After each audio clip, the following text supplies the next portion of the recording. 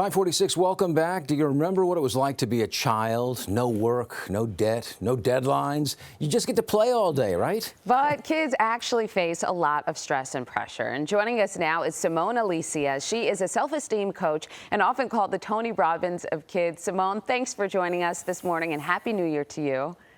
Of course. Thank you so much. Happy New Year to you guys. And Simone, we have to start with social media. Kids are going to be on it. It's a part of our lives. So what advice do you have for teens and parents?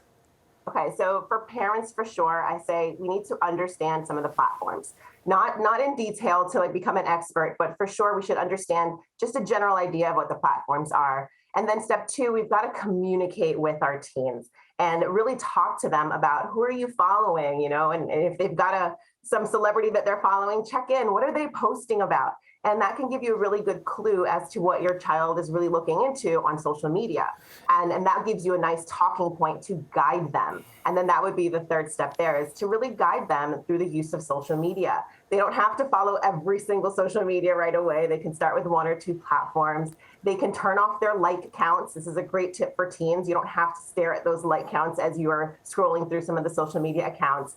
And the most important, I think, is ask them how they want to feel when they're scrolling through social media. I don't think the kids really consider this and realize that they have an option with the accounts that they follow and that they can actually tune into accounts that help them to feel amazing.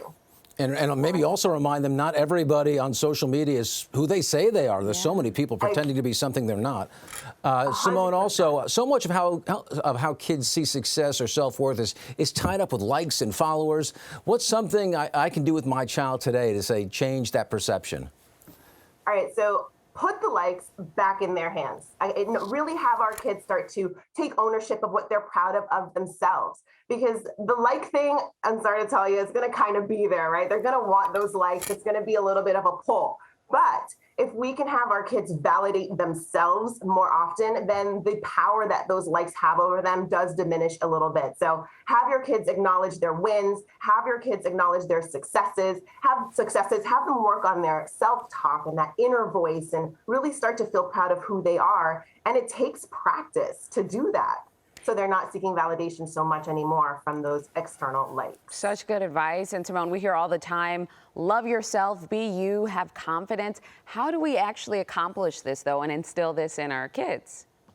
Okay, so you're getting me right where I love it, because I'm all about teaching the how. These kids need to know how. It's not enough to just say love yourself, right? So I think we've got a three-step approach here. I'm calling it the 2022 blueprint. Okay, and step one, we've got to have our kids start to think about what it is that they do want. We get so caught up in what we don't want to feel and how we don't want to be and what we're afraid of that we've turned off that connection to really thinking about what we want. And when we can imagine it, right? Step one, imagine what you really want. Your brain gets practice. The chemicals start flowing to really help you feel good. Then you think even more positively, and you really get practice for what it is that you want. So step one of the blueprint is really start to get lost in picturing it in your mind. That mental rehearsal works, and it's very real. Step two, I would say, let's start to produce something. Let's say it out loud. Let's write it down. Let's draw it. Let's make a dream board. Let's do something that takes that imagination and what you want to accomplish, how you want to feel, and let's get it down on paper. And that's the blueprint. That's the plan, the map. And then finally, I'd say step three is become. Let's start walking in that space. Let's start moving our posture and talking and breathing and really becoming. And just, they say fake it till you make it. I like to say practice makes perfect, or practice makes progress. And we'd like to go ahead and just really start to become and step into that person that you really are imagining yourself being, and get practice until you really bring it to life. Yeah, have a vision of where you want to go, and then you know the way to get there, I guess.